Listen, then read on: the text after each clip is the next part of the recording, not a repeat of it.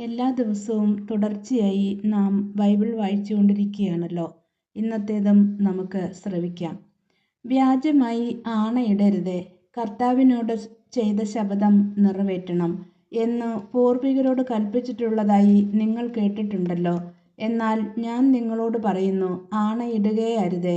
സ്വർഗത്തെക്കൊണ്ട് ആണയിടരുത്, അത് ദൈവത്തിൻ്റെ സിംഹാസനമാണ്. ഭൂമിയെക്കൊണ്ടും അരുത്, അത് അവിടുത്തെ പാദപീഠമാണ്.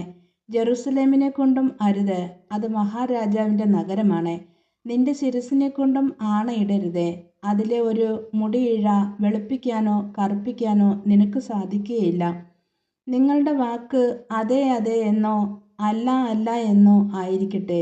ഇതിനപ്പുറമുള്ളത് ദുഷ്ടനിൽ നിന്നും വരുന്നു. കണ്ണിന് പകരം കണ്ണ്, പല്ലിന് പകരം പല്ല് എന്ന് പറഞ്ഞിട്ടുള്ളത് നിങ്ങൾ കേട്ടിട്ടുണ്ടല്ലോ. എന്നാൽ ഞാൻ നിങ്ങളോട് പറയുന്നു, ദുഷ്ടനെ എതിർക്കരുത്. വലത്ത് കർണത്തടിക്കുന്നവന് മറ്റേ കർണം കൂടി കാണിച്ചു കൊടുക്കുക. നിന്നോട് വ്യവഹരിച്ച് നിന്റെ ഉടുപ്പ് കരസ്ഥമാക്കുവാൻ ഉദ്യമിക്കുന്നവന് മേലങ്കി കൂടി കൊടുക്കുക. 1 മൈൽ ദൂരം പോകുവാൻ നിന്നെ നിർബന്ധിക്കുന്നവനോട് കൂടെ 2 മൈൽ ദൂരം പോവുക. ചോദിക്കുന്നവന് കൊടുക്കുക. വായ്പ വാങ്ങുവാൻ ഇച്ഛിക്കുന്നവനിൽ നിന്നും ഒഴിഞ്ഞു മാറരുത്. അയൽക്കാരനെ സ്നേഹിക്കുക, ശത്രുവിനെ ദ്വേഷിക്കുക എന്ന് പറഞ്ഞിട്ടുള്ളത് നിങ്ങൾ കേട്ടിട്ടുണ്ടല്ലോ. എന്നാൽ ഞാൻ നിങ്ങളോട് പറയുന്നു, ശത്രുക്കളെ സ്നേഹിക്കുവിൻ, നിങ്ങളെ പീഡിപ്പിക്കുന്നവർക്ക് വേണ്ടി പ്രാർത്ഥിക്കുവിൻ. അങ്ങനെ നിങ്ങൾ നിങ്ങളുടെ സ്വർഗസ്ഥനായ പിതാവിൻ്റെ മക്കളായിത്തീരും. അവിടുന്ന് ശിഷ്ടരുടെയും ദുഷ്ടരുടെയും മേൽ സൂര്യനെ ഉദിപ്പിക്കുകയും നീതിമാന്മാരുടെയും നീതിരഹിതരുടെയും മേൽ മഴ പെയ്യിപ്പിക്കുകയും ചെയ്യുന്നു.